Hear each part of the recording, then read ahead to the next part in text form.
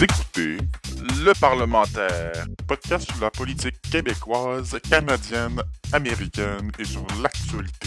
Avec Cédric Fortin-Tremblay, Olivier Morin et Jérémy Nadeau. N'a pas reçu de traitement de faveur, ni de moi, Prime Minister ni de Justin qui que ce Trudeau. soit d'autre. L'organisme, la fonction publique a recommandé l'organisme uni et je n'ai absolument rien fait pour influencer cette recommandation. Cette semaine, le déclin de Justin Trudeau.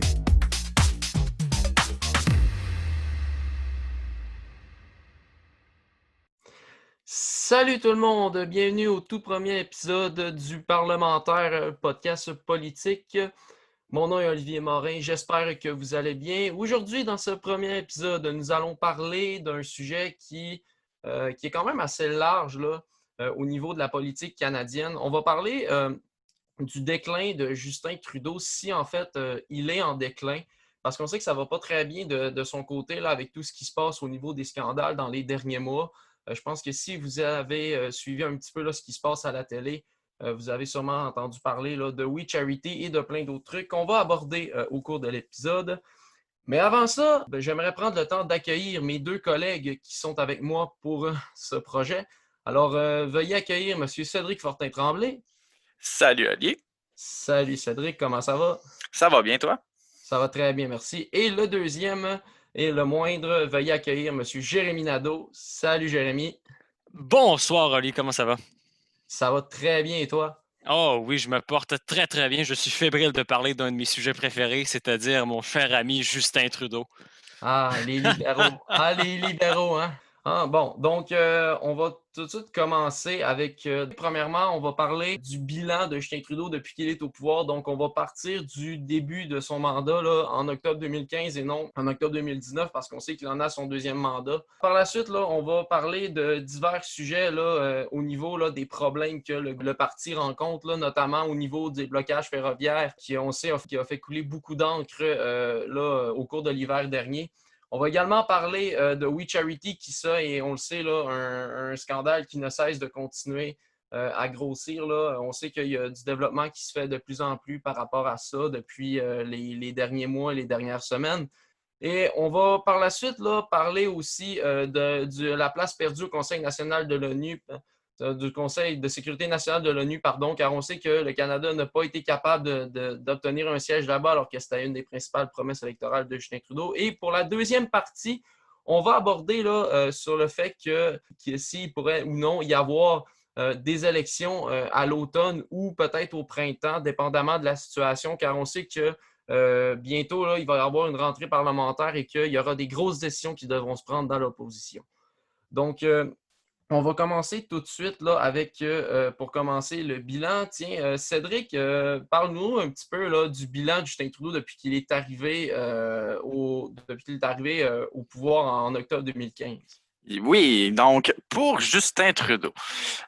Justin, lui, finalement, en 2015, il s'est présenté avec le Parti libéral contre le premier ministre sortant, Stephen Harper. Harper, qui était un premier ministre qui ça fait depuis 2003, si je ne me trompe pas.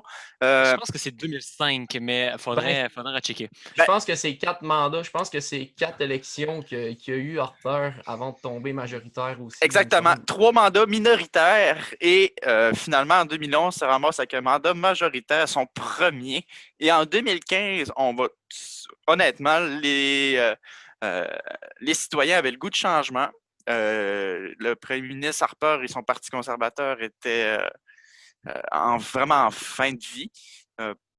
Donc, l'élection du premier ministre Trudeau a amené certains bons points, d'autres points qui sont ni bons ni mauvais, sont vraiment neutres, et une bonne partie de mauvais points. En fait, dans le fond, Justin Trudeau, là, il s'est avéré être un politicien ordinaire. Un politicien qui avait beaucoup d'espoir tant qu'il s'est présenté en 2015, mais qui s'est arrivé superficiel puis qui n'avait pas de grandeur. Ou certains gens aiment bien dire qu'il n'y avait pas de colonne. Mais c'était plus une image qu'autre chose, hein, Justin Trudeau, n'est-ce pas? C'était l'image du changement, c'était son charisme qui l'a amené jusque-là. Son progressisme, il avance des valeurs, que ça va avancer le Canada. Plein de belles paroles. Ah ouais, c'est un beau discours. Dans le fond, tu sais, Mané, il y avait, je me souviens, genre, l'autre fois, j'ai tombé sur, dans le fond, un vieux bye-bye, puis c'était, je pense, le bye-bye 2012.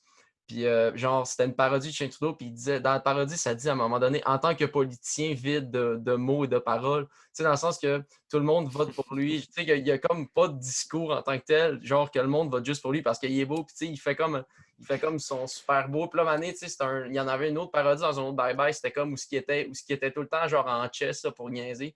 Fait que, tu sais, dans un sens, on voit un peu là, le personnage. On voit un peu, tu sais. Non, mais je veux pas qu'on. Non, mais je veux pas qu'on s'écarte autour du sujet, mais ce que je veux dire, c'est que tu vois un peu que, d'un sens, oui, il y a beaucoup le charisme de Justin Trudeau qui a pris en compte là, qu'on a voté pour lui là, parce que sa job, ça désiré. Donc, Cédric, je vais te laisser continuer. C'était juste un point que je voulais apporter par rapport à ça. Là, que, c'est vrai que beaucoup de personnes disent que. Non, mais honnêtement, Justin Trudeau, depuis qu'il est rendu chef du Parti libéral, c'est seulement son image. Et son image. Qu'est-ce qu'il a fait, techniquement? Hein? Qu'est-ce qu'il a fait? Il en a fait des trucs. Oui. On va lui donner ça. On lui donne ses bons points. Mon Dieu!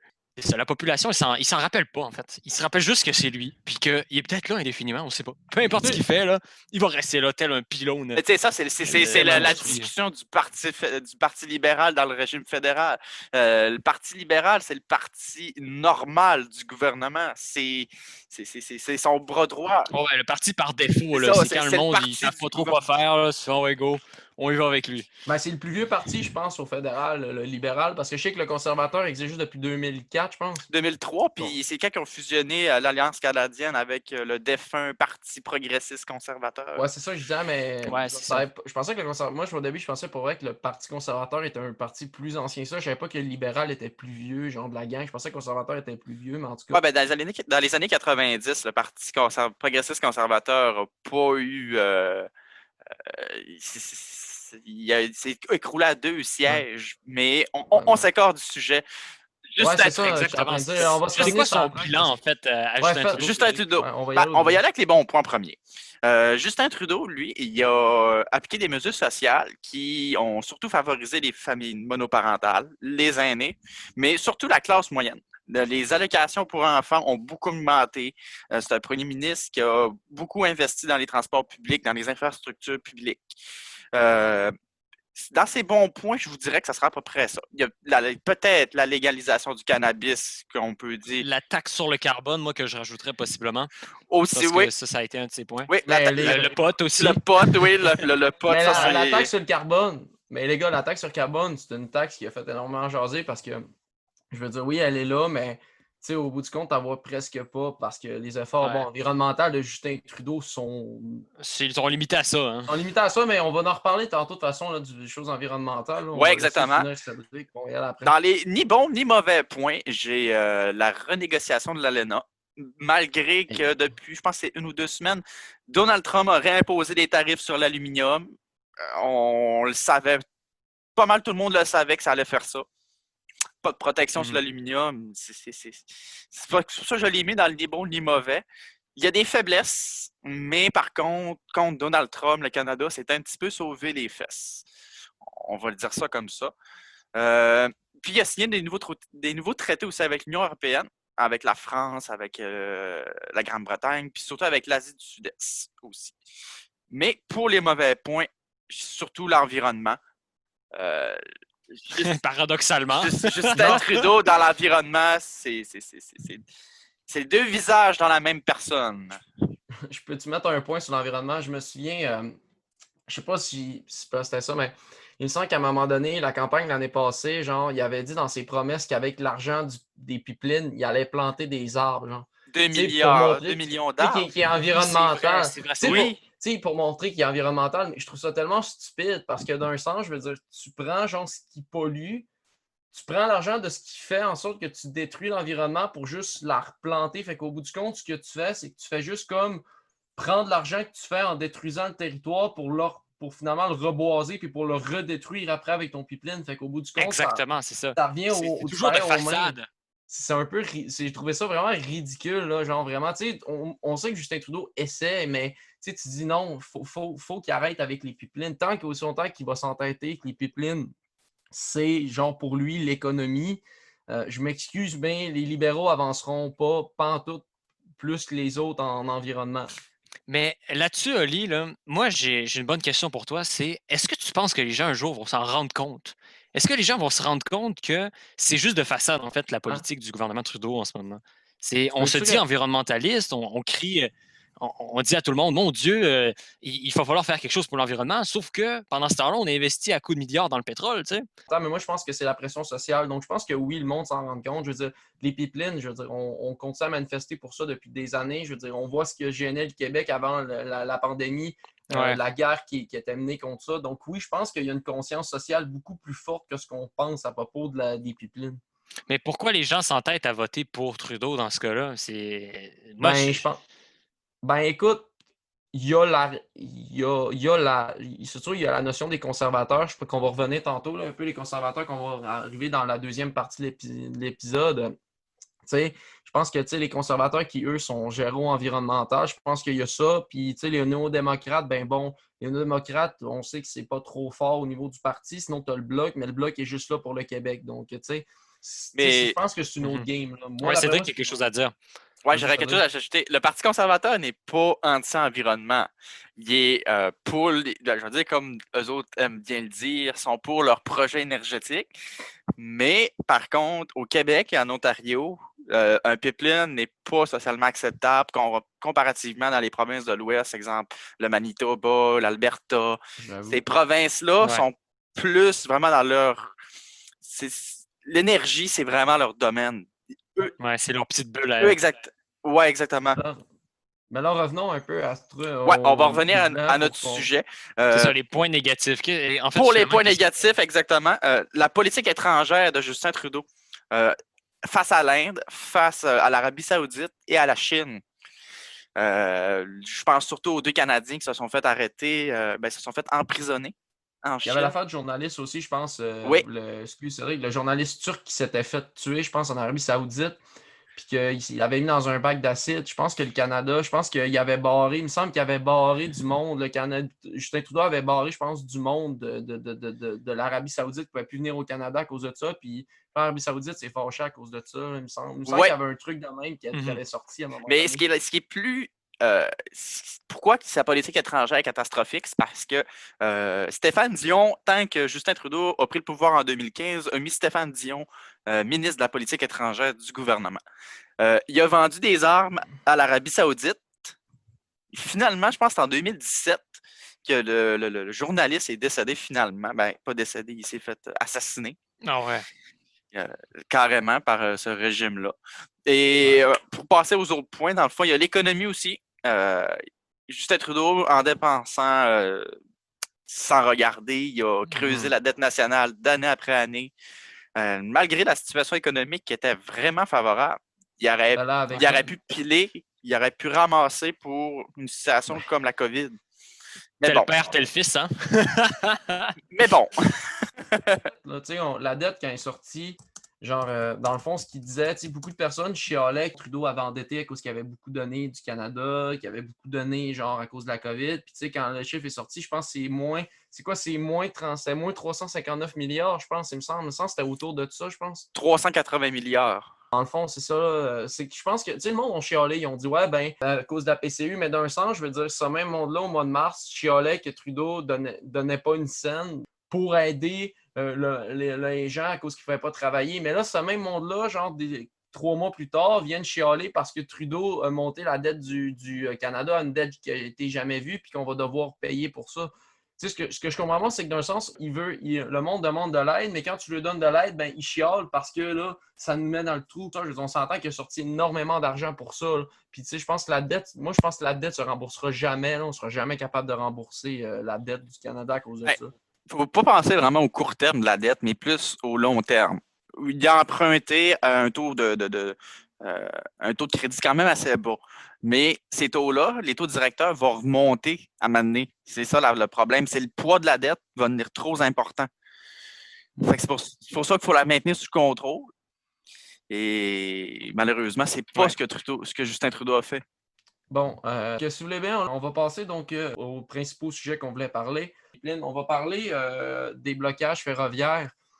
qui ont eu lieu là, un petit peu partout au Canada au cours du mois de février. Je voulais savoir un peu, vous avez pensé quoi de la gestion de la crise de ferroviaire qu'il y a eu là, pendant ce mois de février-là? Ben, C'était terrible, mon Dieu.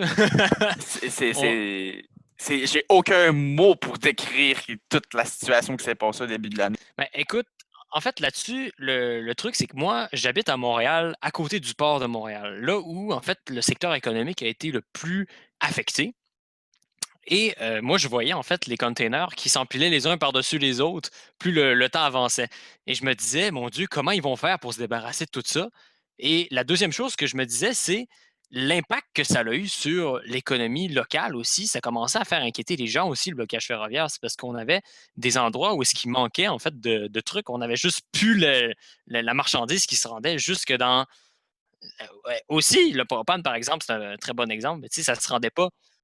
Ben, c'est ça le sujet. Je suis content. Ben, le blocage ferroviaire, Justin Trudeau a créé un précédent qu'on peut bloquer un moyen de transport. Mais tu sais, c'est ça. Justin Trudeau a négocié dans la rue avec des gens qui ont bloqué des rails de chemin de fer, ils ont bloqué des secteurs économiques. Mais bon, Moi, ce qui me tracasse un petit peu avec ça, c'est la façon dont il le fait, en fait. C'est, au début, il laissait un peu les choses à planer dans l'air en pensant que tout allait se tout allait régler se par régler. soi-même. Mais en fait, ce qui était important ici, c'est il était un petit peu traumatisé par le fait qu'il ne voulait pas refaire la même erreur que son père a fait en fait plusieurs années plus tôt avec la crise d'octobre aussi, puis toutes ces interventions qu'il a faites, en envoyant, par exemple, l'armée canadienne contre sa propre société, on va dire. Et il était très soucieux de son image. C'est ça, ça aurait fait en fait, ah ben bonjour, c'est Pierre-Éliott Trudeau dans le déguisement de Justin Trudeau. Puis surtout que lui, son image, c'est l'affaire vraiment la plus importante. Justin Trudeau a envoyé des militaires contre des manifestants, puis tout ça, c'est Exactement. inimaginable pour Justin Trudeau. Sauf que ben, c'était pas le cas. Puis ce qui s'est passé, c'est que finalement, il l'a réglé un peu à la comme ça, même si on n'a pas l'impression encore aujourd'hui que c'est totalement réglé cette affaire-là, même s'il n'y a plus de blocage ferroviaire. Non. Moi, j'ai l'impression que ça va revenir tout de même. Moi, je disais au début, à un moment, je me souviens, j'avais dit Trudeau, en ce moment, il y a de la pression, puis il est bloqué. Il n'est pas capable de négocier avec eux. Il n'est pas capable de bouger. Il y a déjà les provinces qui sont sous son dos. Puis plus rajoute également là, le fait que là, le CN est bloqué. Donc, tu sais, il y avait comme trop de trucs sur le dos. Puis je pense que Justin Trudeau, c'est pas quelqu'un qui est capable de gérer de la pression des problèmes. Puis c'est ça qui a fait en Très sorte difficile. que- Il y a un manque de leadership Non, à ce il niveau-là. y a un manque de leadership, c'est exceptionnel. Mais pour revenir là, sur le blocage ferroviaire, oui, c'était quand même pacifique comme manifestation, mais moi, personnellement, de mon avis, je ne crois pas que le gouvernement doit aller négocier dans la rue. C'est pas au gouvernement d'aller négocier dans la rue. Eux auraient dû réouvrir l'économie à la place de la bloquer. Mais comme tu dis, il y avait un point de faiblesse, puis ils en ont Ils profité. ont été capables de l'exploiter, ouais. Ouais, c'est ça, ils en ont exploité. Ben, Ouais, dans c'est le ça. fond, ce que je voulais dire, c'est que aussi, il ne faut pas oublier que Justin Trudeau, là, dans les problèmes qu'il a rencontrés, il a eu sa place perdue au Conseil national de sécurité de l'ONU. Ça avait été, je crois, une promesse faite vraiment En là, 2015. en Ouais, 2015. Il faut se souvenir que quand la défaite a eu lieu en juin, ça faisait 2 fois que le Canada se faisait fermer la porte pour ça. La dernière fois, c'était en 2010, c'était Stephen Harper qui était premier ministre. En gros, juste pour vous dire, là, ils ont perdu au premier tour devant l'Irlande avec qu'il y a eu 128 votes et la Norvège 130. Ça en prenait 100, je pense que c'était 120 pour passer. C'était 120 votes, je crois, pour passer. Finalement, ils n'ont pas passé du tout, là. Et la campagne pour le Conseil de sécurité nationale aura coûté 2,3 millions de dollars aux contribuables. Et les deux principaux problèmes dans lesquels on explique la défaite un petit peu, c'est que les médias, en fait, il y a des gens qui lui ont reproché d'avoir été beaucoup trop arrogant envers les conservateurs. Le classique, on va écœurer l'autre partie pour montrer qu'on va être meilleur qu'eux autres, mais que finalement, ben, c'est pas ça qui arrive. Puis par la suite, il y a également le fait qu'il faut que le pays agisse au lieu de parler comme les changements climatiques. On en a parlé tantôt, combien de fois qu'on a entendu Justin Trudeau marteler un bon nombre de fois. On a la crise climatique à cœur, on vous écoute. Je veux dire, en plus, il ose se pointer dans une manifestation historique d'un demi-million de personnes à Montréal. Il rencontre Greta Thunberg. Je veux dire, il a posé ces actions-là, mais est-ce qu'au bout du compte, il a fait quelque chose? Non. Puis je me souviens qu'il se faisait marteler No Pipeline dans la manifestation. Je ne sais pas si vous en, les gars, vous. Ouais, moi, je suis allé, en fait, je l'ai vu de mes propres yeux. Là. Il se faisait crier No Pipeline, puis il arrêtait pas de dire au monde, genre, merci d'être venu, mais tu sais, je veux dire, comme quelqu'un a dit maintenant dans une blague, Justin Trudeau vient manifester contre les inactions de Justin Trudeau.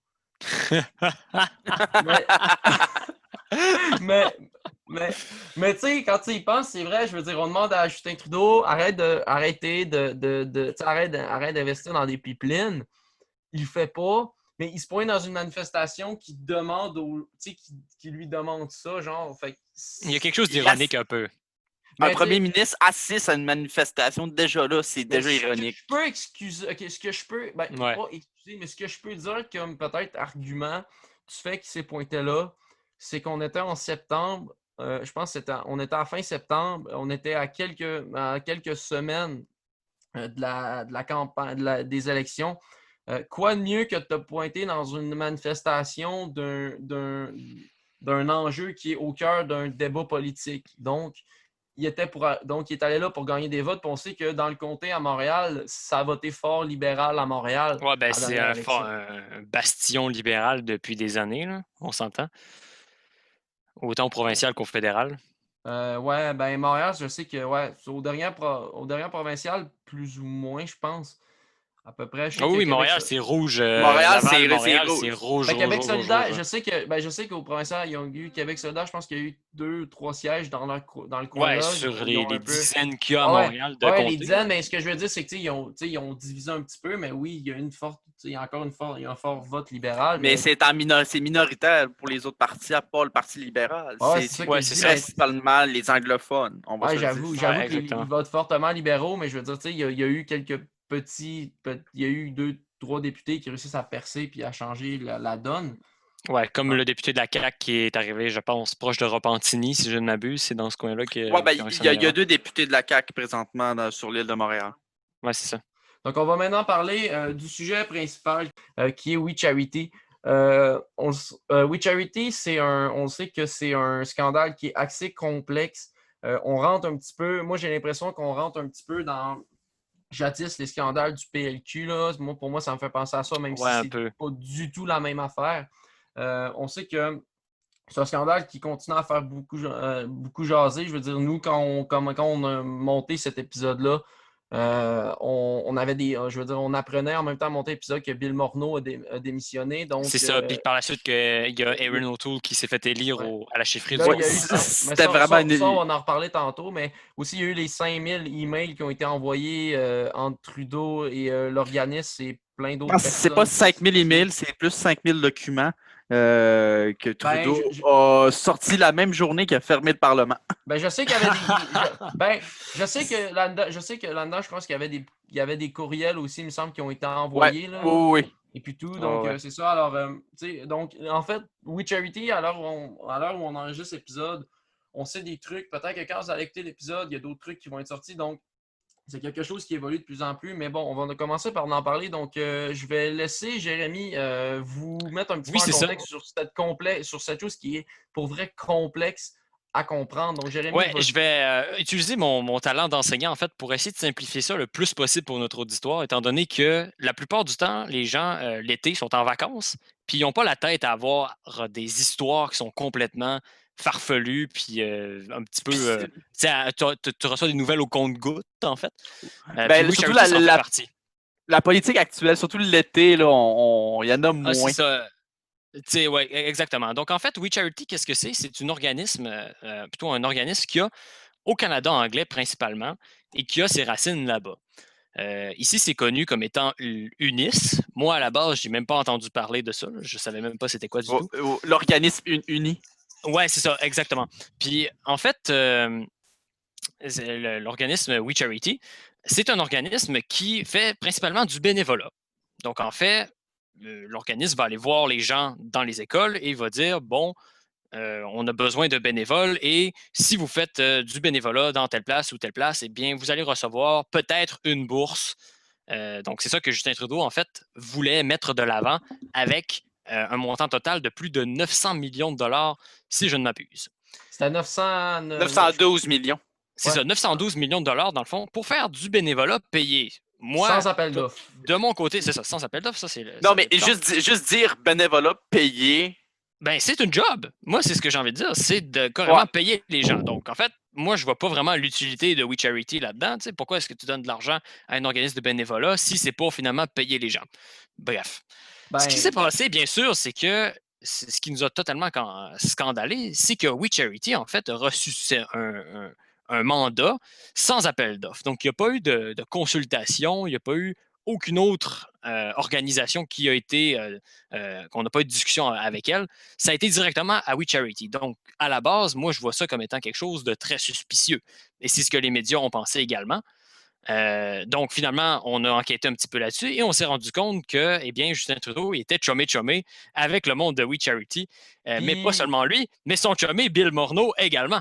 Que sa fille, je pense, sa fille travaille pour l'organisme en plus de ça. La fille du ministre des Finances travaille pour We Charity. De l'ancien ministre des Finances, on s'entend qu'à l'heure actuelle. Oui. Mais c'est ça, donc, tu sais, dans un sens, je veux dire, tu sais, là, t'as la fille de l'ancien ministre des Finances qui travaille là. Genre, fait que d'un sens, t'as un peu cette. Tu sais, il y a vraiment cette. Il y a un conflit d'intérêt. Il y a un conflit d'intérêt très clair. Mais pas juste ça, mais je veux dire, c'est la partisanerie politique parce que, veut pas, We Charity de base est supposé inciter les jeunes à faire du bénévolat. Sauf qu'eux, ils reçoivent de l'argent pour aller voir ces jeunes-là et leur dire, ben, faites du bénévolat. Et en plus de ça, on paye un voyage à Bill Morneau à nos frais, qu'on a dû payer avec nos taxes.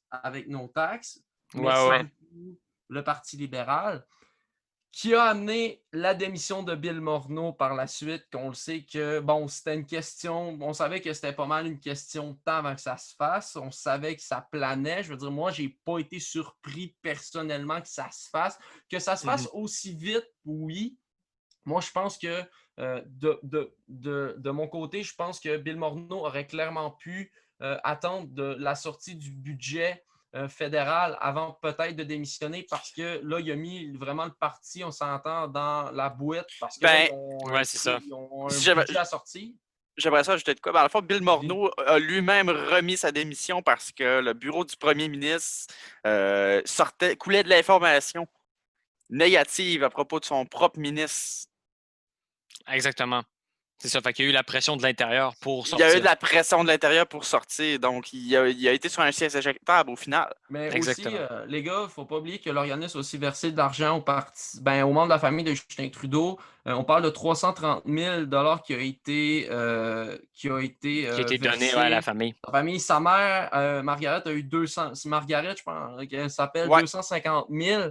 Pour, je pense, c'est à peu près une vingtaine. Je pense qu'elle a donné énormément de conférences. Je pense qu'on parle d'une vingtaine de conférences. Là. Elle a donné 28 événements en 2016 puis 2020. Puis son frère Alexandre a touché 26 000. Oui, c'est ça. Sa mère a participé à 28 événements en 2016 et 2020. Et Sophie Grégoire a participé à une conférence. Donc, Sophie Grégoire, pour ceux qui ne savent pas, c'est la femme de Justin Trudeau, celle qui jadis chante. Donc, la bref, chanteuse. C'est une affaire de famille. Attends, j'ai pas fini. Puis, dans le fond, elle est allée dans une conférence qu'elle a payé elle-même ses frais de déplacement et tout. Et par la suite, We Charity lui a dit, ben, tu es venu à notre truc, alors on te rembourse. Donc, il y a vraiment cette notion-là d'avoir donné d'argent énormément au parti. Je veux dire, moi, je pense que je pense, dans mon opinion personnelle, que ça ne me surprendrait pas que le Parti libéral ait touché du financement pour financer le parti avec de l'argent qui a été donné par eux. Je ne sais pas si vous autres, les gars, vous pensez ça, mais moi, je pense que, tu sais, je dis pas que c'est ça, je démets une hypothèse comme ça, mais... Peut-être, on va attendre les conclusions. On va attendre les conclusions, mais je veux dire, souvent, quand on a parlé d'organismes qui donnent de l'argent à, mettons, quelqu'un qui est dans le parti, souvent, on l'a vu avec Jean Charest, je veux dire, dans les enquêtes du PLQ, on l'a vu que, bon, le PLQ a touché de l'argent à cause mettons, des contributions, mettons, de l'argent qui a été donné pour tel truc, ça a donné des contributions pour le parti. Je ne dis pas qu'au niveau canadien, fédéral, ça a été fait, mais je dis juste que peut-être que oui, et que si demain matin on l'apprend, ben moi, je ne tomberai pas en bas de ma chaise. Je vais faire, ben, tu sais, c'était à prévoir.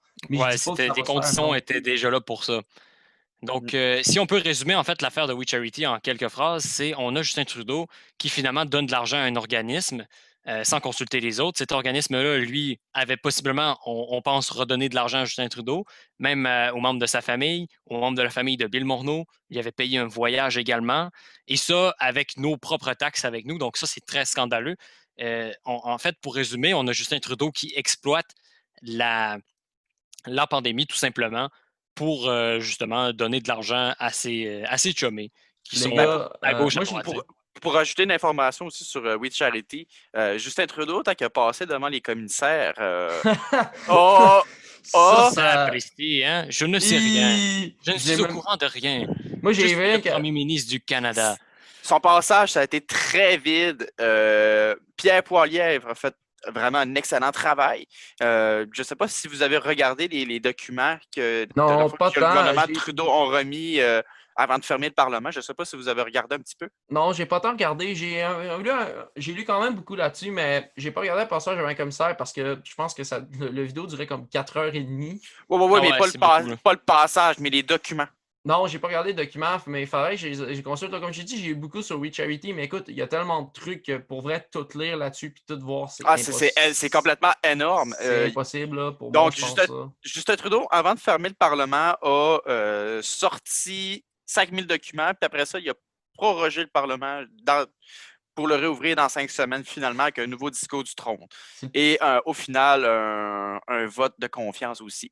On va revenir tantôt, là. Oui, bientôt, exactement. là. On va venir sur ce sujet-là tantôt. Mais pour revenir sur le sujet de We Charity, les documents que M. Trudeau a remis, c'est des documents caviardés. C'est bourré de noir. C'est pourquoi qu'un programme de bourse d'études pour des étudiants devrait être cavardé. C'est pas des documents top secret ou des choses de même. C'est un programme de bourse. Peut-être. C'est un programme de bourse. Tu sais, je veux dire, à un moment donné, les politiciens peuvent-tu juste, tu sais, mettons, peut-être arrêter à un moment donné de faire des trucs par en bas. Tu sais, je le sais que ça va toujours arriver, mais tu sais, de faire des trucs par en bas qui, après ça, font en sorte que ils vont venir dire, ouais, mais on s'excuse, on ne le savait pas, non, non, non. Tu sais, il me semble que Trudeau, il devait savoir là, qu'il y en a d'autres qui l'ont fait et que ça ne l'a pas passé. Vous écoutez le parlementaire. Deuxième partie.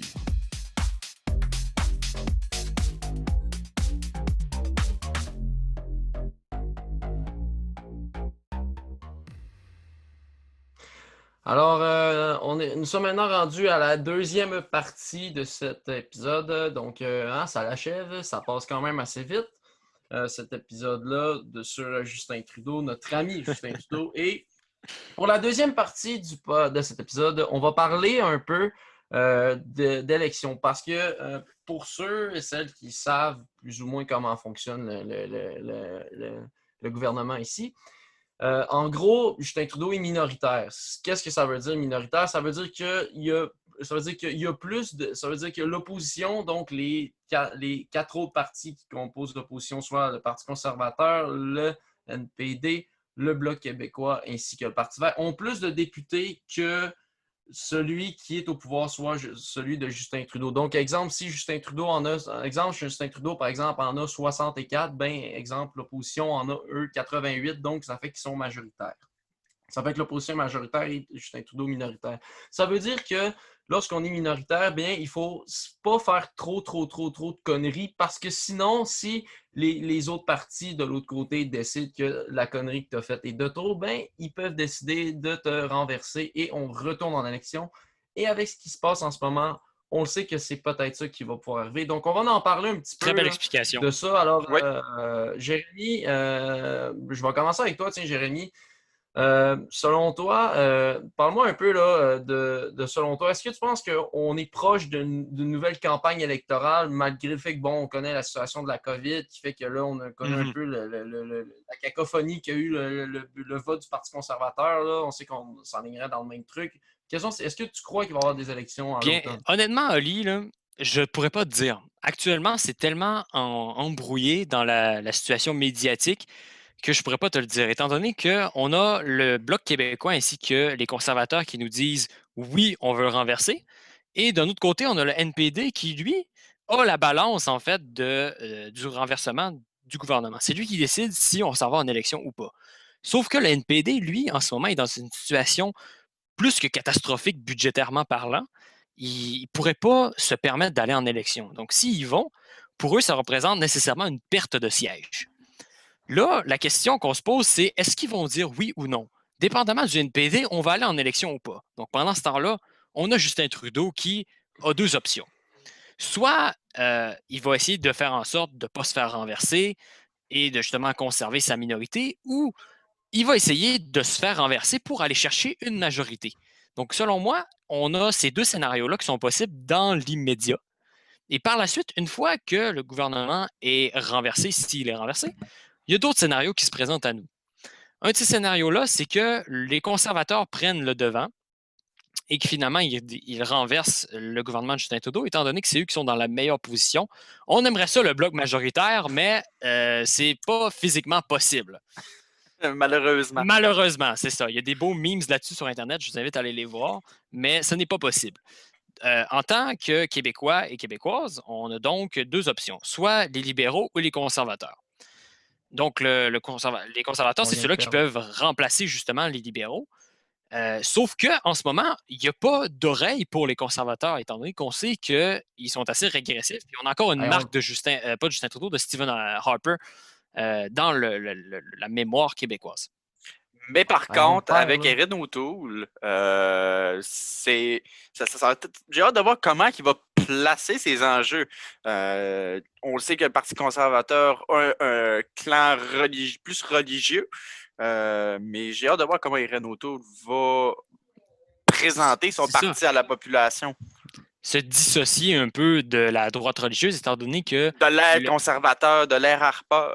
Ouais, le public, en fait, il n'y a pas l'oreille pour eux. Ici, en fait, on les discrédite, on les discrimine systématiquement. On va dire, ben non, c'est même pas une option, les conservateurs. Je pense que dans les intentions de vote sur Canada 338, ils sont au Québec, ils sont à peu près à 18% d'intention de vote, ce qui n'est pas beaucoup de pourcentage de population. La campagne Parti conservateur, je l'ai suivie plus ou moins parce que, bon, avec la pandémie de la COVID, ça a été un peu plus complexe. On sait qu'ils ont juste eu deux débats. Il y en a un francophone, anglophone, que j'ai pas pu écouter. J'ai écouté un peu d'extrait. Et, tu sais, honnêtement, quand j'ai vu un peu Lexi Lewis, l'avocate, je pense qu'il y a vraiment, elle a une maîtrise ou un bac en gestion d'environnement. Elle est avocate. Je me dis que si exemple, ouais, mais elle a un bac en gestion d'environnement, aussi. je pense qu'elle a un truc à propos de l'environnement. Là, je sais qu'elle a. Puis je me disais que, tu sais, d'un sens, si Lexi Lewis avait gagné, probablement qu'il y aurait eu. D'après moi, je pense que, de un, les conservateurs auraient été capables d'avoir de la gauche qui aurait pu joindre à eux. Puis de deux, je pense qu'on aurait enlevé la mauvaise image que le parti a, malheureusement, depuis Andrew Scheer, parce qu'on s'entend qu'avec Stephen Harper, malgré que, oui, bon, le parti avait des discours, bon, retardés des années 60, on va le dire, c'était retardé comme mentalité. Ben, tu sais, je veux dire, tu sais, mais tu sais, Stephen Harper n'a pas été, non, tu sais, c'est pas Andrew Scheer non plus. Je veux dire, je pense que pour moi, Scheer a été vraiment dégueulasse. Même s'il a remonté le parti. Sa campagne électorale il a remonté le parti, mais tu sais, au Québec, tu sais, et comme il disait dans l'émission spéciale à Radio-Canada que j'ai écoutée dimanche, parce qu'il essayait de trouver des sujets à parler, parce qu'on connaît un peu l'histoire, là, ceux qui ont suivi un peu savent un peu l'histoire qu'il y a eu avec le vote. Là. En gros, il disait que attends, c'est quoi qu'il disait? Il disait que, tu sais, que le Québec et l'Ontario font en sorte que, tu sais, le poids proportionnel du Canada, du Québec, et de l'Ontario fait en sorte que les conservateurs n'ont pas été capables d'aller chercher plus de sièges. Fait que j'ai l'impression que ça va être je pense que ça va être encore plus difficile avec O'Toole. Ben, ça va l'être encore autant, peut-être encore plus, parce que, désolé, là, mais avoir une photo de toi sur Facebook qui court avec ton chien, puis que tu as un chandail qui est écrit I love oil Canadien. and petrol. Canadian Gas. là, c'est ça. Ouais, ben ça, dans le fond, dans le Parti conservateur, il y a C'est une horrible. partie I love Canadian Oil and Gas. C'est plus l'Ouest canadien, comme je te dis, le Manitoba, l'Alberta, puis tout ça. Erin O'Toole, au Québec, a été un deuxième choix. Le premier choix au Québec, c'était Peter MacKay. Mais Ah suis pas ouais, ça c'est c'était étonnant. c'était C'est Peter vrai. MacKay, mais à cause comment le système au Parti conservateur fonctionne, c'est que c'est des points. Si un Ouais. certain exemple au Québec, c'était plus Peter MacKay, mais plus vers l'Est canadienne, c'était plus O'Toole. Fait que c'est pour ça qu'O'Toole est rendu chef. Fait que ça compte pour à peu près 35% des votes pour O'Toole, que c'était la droite religieuse conservatrice, elle, Ok. sociale. Mais O'Toole, je Ouais, peux vas-y. quelque chose. O'Toole a été le seul dans sa plateforme, c'est ce qu'ils ont dit, il a été le seul dans sa plateforme à rajouter des trucs pour le Oui. Québec, de mettre des trucs du Québec.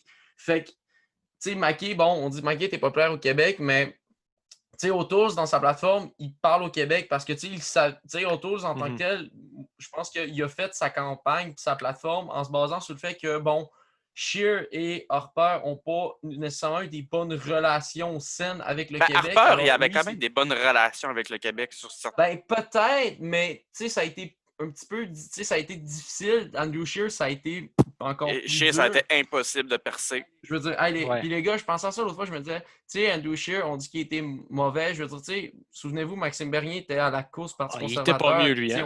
Ah là, Je me Maxime disais- non, mais Bernier, tu sais, là. je me disais, les gars, je me disais, imaginez-vous si Maxime Bernier était devenu chef du Parti Ouais, conservateur. mon Dieu, Les le NPD, conservateurs ils auraient étaient dépassé, les gars. là. Un deuxième Trump. C'est ça. Je pense que même l'Ouest aurait fait non, non, non, non, là, T'es trop extrême pour nous autres, là. C'est qui, toi? C'est qui, toi? C'est ça. Ah, c'est toi qui sortais avec la fille. Ah, c'est toi qui sortais avec la fille, là, que son ex était des motards. Ah, ok. Hey, je me souvenais pas de ce scandale-là avec Bernier. Oh boy. Mais Julie Cédric, Couillard. laisse-moi te renvoyer la question à toi. Oui. Toi, tu penses que c'est quoi les perspectives électorales qui se présentent à nous dans la situation actuelle, là, après la fermeture du Parlement? Ben, je pense pas qu'on va retourner en élection en automne. Parce que, tu sais, le NPD n'a pas d'argent présentement. Ils ont hypothéqué leur propre immeuble. Ou qui ont leur parti Ça, je savais établi tellement qu'ils n'ont pas d'argent. Ils ont emprunté pour financer leur dernière élection. Mais là, le On est loin de parti Jack est Layton. vraiment dans le trou. Fait que d'après moi, ils vont essayer de se sauver le plus possible. Fait que, le Parti libéral, présentement, a le NPD pour se sauver les fesses. On est très loin de Jack Layton. Non, et de c'est la triste. Valérie de C'est Million. triste parce que le NPD, un parti social-démocrate, il y a des bonnes valeurs, mais par contre, là, présentement, le leadership a de la misère à fonctionner avec surtout les. Puis surtout que tu remarqueras que Oui. ça, au niveau, tu sais, on sait que les partis d'opposition, bon, le Bloc en a parlé, les conservateurs aussi, bon, Scheer a demandé que Trudeau démissionne pour We Charity, puis, mais tu sais, du côté des néo-démocrates, je pense que ça a été silence radio à propos de We Charity. Je veux dire, je sais pas si vous avez vu des trucs passer là-dessus, mais moi, j'ai pas entendu Jack Mincing. J'en ai il a vraiment dit pas grand-chose. J'ai pas entendu. Il n'a pas dit grand-chose J'ai pas vu là-dessus. Jack Mincing dire que, tu sais, de parler en mal de Trudeau, je veux dire, tu sais, je pense que le NPD fait attention puis essaye de se mettre avec les libéraux parce qu'on sait que, bon, il en avait parlé de se mettre avec les libéraux puis travailler avec eux pour Faire un gouvernement majoritaire dans la coalition, genre. Ouais. faire un gouvernement majoritaire en coalition, exactement. Puis, tu sais, d'un sens, je pense que, tu sais, le NPD va... Moi, je pense que le NPD va faire en sorte que s'il n'y a pas d'élection, ça va être grâce à eux parce que, tu sais, ils sont avec eux en plus. Fait que, d'un sens, Jack Mincing ne fera pas... Tu sais, déjà que là, on sait que le parti va mal. Jack Mincing ne fera pas battre. On va retourner en élection, puis on va juste faire en sorte de mourir encore plus qu'on l'est déjà. Ça, c'est le NPD. Ce serait l'extinction, genre. Le NPD est plus proche de ses valeurs avec le Parti libéral qu'avec le Parti conservateur. Fait que si par exemple, les intentions de vote décident de changer subitement, ce que je prévois pas en court terme, si on suit exemple avec Canada 338 puis Québec 125, c'est ça. Présentement, les choses ne bougent pas. Donc, il faudrait qu'il y ait vraiment quelque chose cet automne pour qu'il rechange tout ça. Mais si on va en élection, le NPD risque de manger vraiment une bonne claque. Ben, Ouais. Le Parti conservateur, il faut qu'il soit Qui apporte quelque chose extraordinaire. sur la table. Ouais, c'est ça. moi, les Quelque gars, chose de avec, mais concret. moi, les gars, avec le nouveau chef conservateur, j'ai hâte de voir honnêtement les intentions de vote quand ils vont sortir. Parce que là, ça avait été Peter MacKay. Je sais, tu sais, Peter MacKay, bon, c'était pas Andrew Scheer, mais tu sais, d'un sens, on s'entend que peu importe le chef conservateur qui avait rentré, ça avait été MacKay, bon, les gens auraient quand même trouvé des red flags, comme on Ouais, dit. des défauts, Fait là. que, tu sais, Ouais. mais tu sais, le problème, c'est que, tu sais, d'un sens, ce que Peter MacKay fait en sorte que le Québec l'aurait peut-être pas plus aimé lui non plus, c'est que lui aussi défend, que, tu sais, comme, lui aussi, il avait comme projeté, comme faire la promotion de GNL Québec, de passer le truc. Puis, tu sais, on sait que GNL Québec, Justin Trudeau, pas trop mis son nez là-dedans encore. Non, c'est ça. Il n'y a pas intérêt à le faire non plus, je Il n'y a dirais, pas parce intérêt à en qu'il y a beaucoup parler. d'aliénation face à ça. Si, tu sais, O'Toole va le faire. O'Toole veut le faire. Puis, tu sais, O'Toole, ce que je trouve le plus pathétique, c'est que dans sa plateforme, au niveau du réchauffement climatique, le point 2, c'était pour combattre le réchauffement climatique, on va acheter le pétrole et l'huile Canadienne. canadienne, pas en Russie. Puis c'est pas une blague, là. Si vous me croyez pas, là, allez C'est voir. vrai, c'est vrai. C'est pas une blague. Va voir C'est pas le sur crayon son plus site aiguisé de là, la boîte, internet, là, là, rendu sa là. plateforme, là. Va voir sur son site internet, là, pour vrai, dans sa plateforme, là, va dans la plaque, là, va dans le truc de réchauffement climatique, là, c'est le point 2, je te le garantis, c'est écrit noir sur Non, blanc. je l'ai lu, puis c'est Mon ouais. Dieu. C'est pathétique. Écoute, j'ai lu ce point-là, puis j'ai même pas continué à lire sa plateforme environnementale parce que je me suis dit, crime, ça vaut pas la Il y en peine a de pas. continuer. Il Il n'y n'y en en a pas. Il est néant. Il pense, tu sais, moi, je comprends pas pourquoi que, tu sais, il s'entête à faire, ouais, ben, tu sais, on va combattre les réchauffements climatiques en achetant du pétrole ailleurs. C'est parce que c'est pas en achetant du pétrole local que tu vas faire en sorte de Mais non, mais combattre au les réchauffements de la contraire, planète. puis même si tu l'achètes en Russie, on s'entend qu'au Québec, tu sais, qu'on l'achète en Russie ou en Alberta, c'est quasiment la même distance. Fait que ça reste quand même que il faut que tu transportes le truc sur le territoire québécois par voie ferroviaire.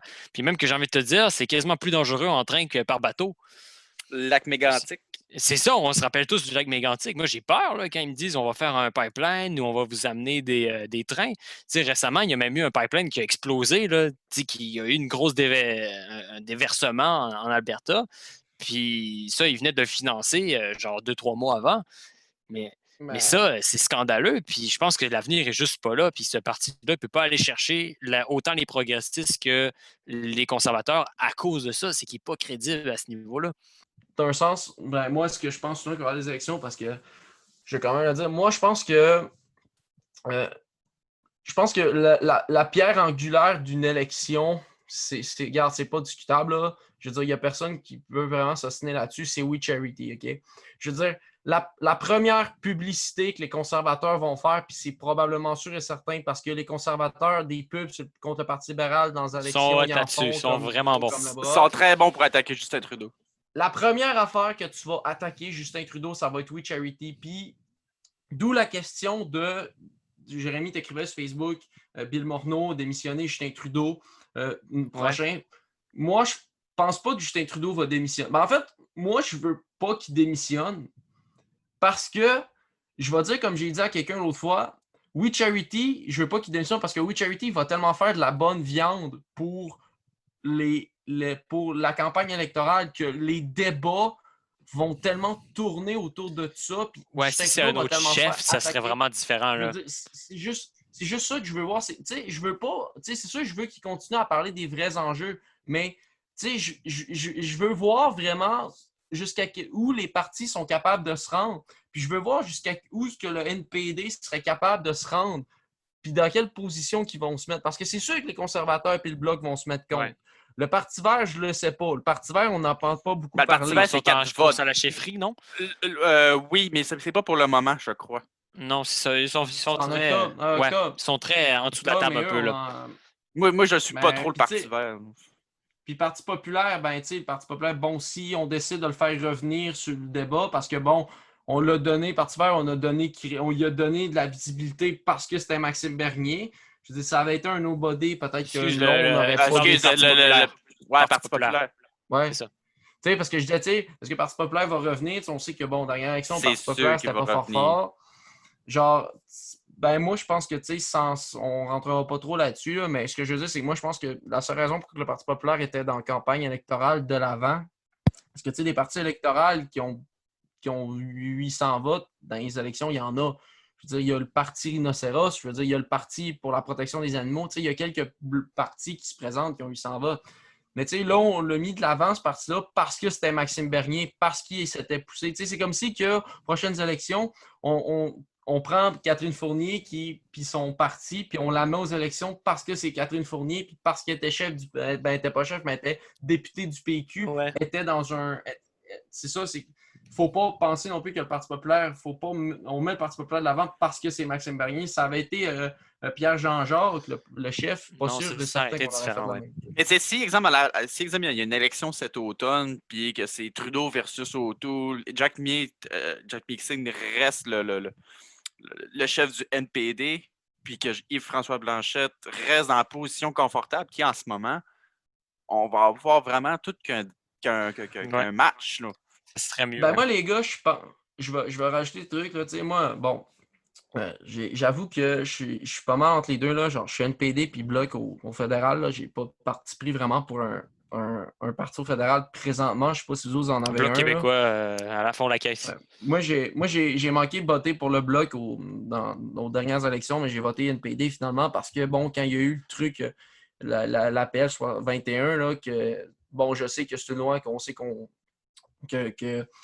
sait qu'il y a deux côtés de la médaille, mais ils sont allés comme du mauvais côté. Fait que, tu sais, j'ai comme fait, ben, tu sais, je vais aller voter NPD, même si on a appris que le Parti vert avait des candidats qui étaient eux aussi un petit peu jadis racistes. Là. Même le Parti vert, je ne sais pas si vous saviez, mais le Parti vert a eu des candidats qui ont dit des propos haineux également. Là. Ouais.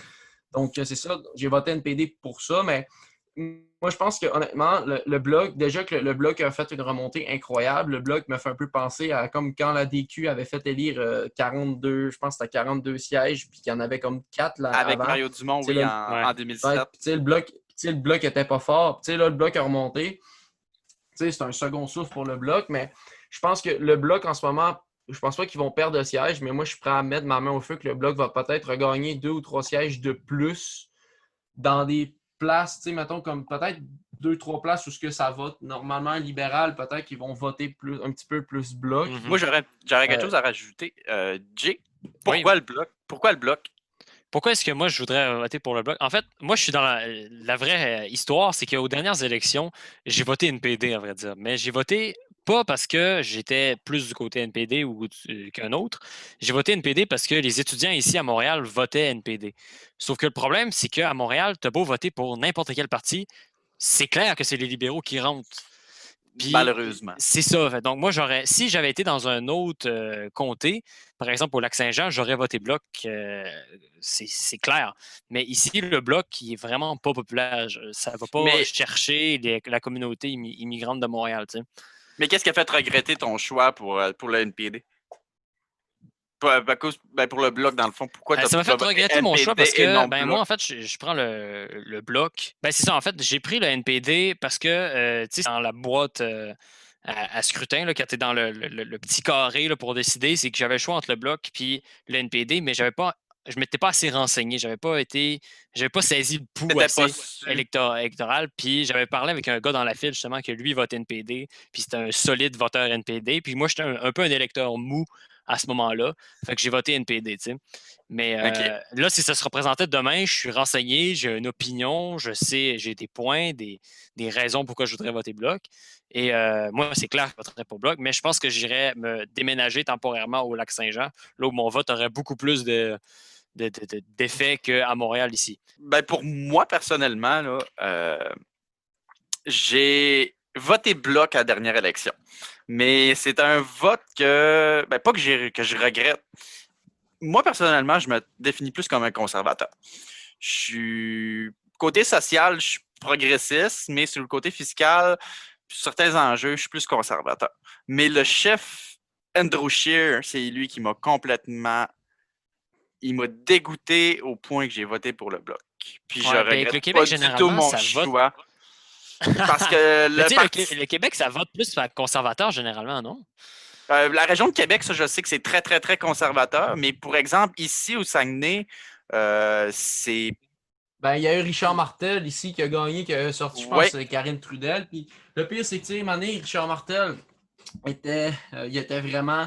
Je me souviens qu'à un moment donné, je pense que ça a été dans la fin. Richard Martel, ça a été dans les dernières. Ouais, il a passé très, très, très, très juste. Puis je me souviens que Karine Trudel, à un moment donné, était vraiment dans une grosse avance, là, vraiment solide. Puis le lendemain, je me réveille, puis je vois que c'est Richard Martel qui a passé. Mais, tu sais, Richard Martel, aussi, faut pas oublier, c'est qu'il a sa notoriété aussi. Ben, c'est pas conservateur dans l'âme, lui. Mais tu sais, je veux dire, il y a une notoriété, puis lui, il a donné son appui à O'Toole. Oui, effectivement. Au truc, là. Il a donné. C'était vraiment O'Toole ce qu'il voulait qu'il gagne, là. Je veux dire, O'Toole, pour vrai, les gars, là, tu sais, vous dites que McKay est au Québec, là, mais O'Toole, je pense que pour vrai, là, de la manière que. Parce que j'écoutais Radio-Canada lors du dévoilement du chef, là. Ben, ils ont dit que O'Toole avait de la plateforme du Québec et que ça faisait en sorte que ça allait peut-être être mieux. Ouais, mieux reçu au sein de la population. Ouais, mais plus vers les nationalismes. Oui, Peter McKay, tu sais, l'affaire, c'est que le problème, c'est que, tu sais, on a comme eu un peu le chat comme sorti du sac, en parenthèse, parce que, je veux dire, beaucoup de personnes croyaient en Peter McKay. Je veux dire, moi, j'appelle mon père m'a demandé, tu penses c'est qui? Il dit, tu penses c'est qui va gagner? Puis j'avais dit, d'après moi, c'est Peter McKay assuré, ou j'avais dit, pendant le dévoilement, j'ai dit, anyway, ça sert à rien d'attendre, on sait que c'est Peter McKay qui va gagner, puis le lendemain, je me lève, c'est ça. O'Toole. Tu sais, O'Toole et McKay étaient dans la course. Lindsay Lewis a réussi à finir quand même 3e en arrière. Derek Sloan. Ouais, Derek Sloan. Je veux dire, Lewis aurait pu carrément terminer dernière. Je trouve que Lewis, elle avait quand même, je pense, des certaines idées qui faisaient en sorte qu'elle aurait. Moi, je pense qu'elle aurait pu causer une surprise. Ouais, ben, dans le fond, Leslie Lewis, c'était plus la religieuse en tant que telle du parti. Ouais, c'était la religieuse. Mais pour revenir sur ce que je disais, dans le fond, où je me sens. Je suis conservateur, mais comme à la dernière élection, comment que Andrew Scheer a présenté son parti, a présenté les enjeux, il y a eu la misère du monde pour dire qu'il était pro-vie et qu'il n'allait pas. Et il a dit aussi qu'il n'allait pas forcer les députés conservateurs à présenter un projet de loi sur, exemple, l'avortement, des affaires de même.